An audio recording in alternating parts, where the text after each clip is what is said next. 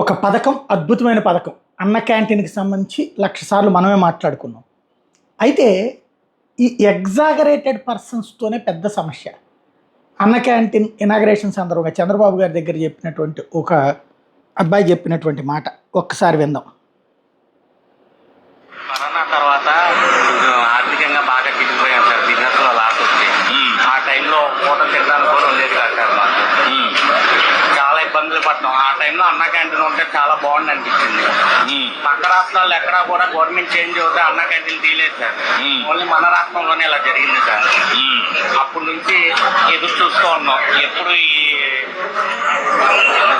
రాజ్యం పోతా మా చంద్రబాబు నాయుడు గారు వస్తారని.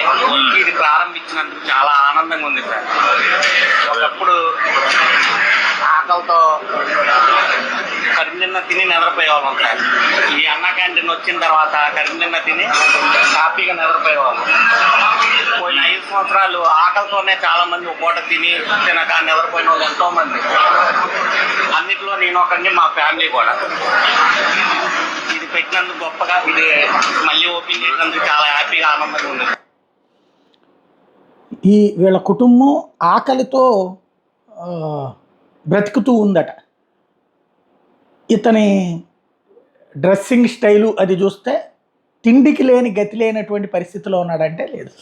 రెండోది, అంతకుముందు బిజినెస్ చేశాడట. బిజినెస్ చేసిన మనిషి కరోనా కారణంగా ఇబ్బంది పడ్డాడట.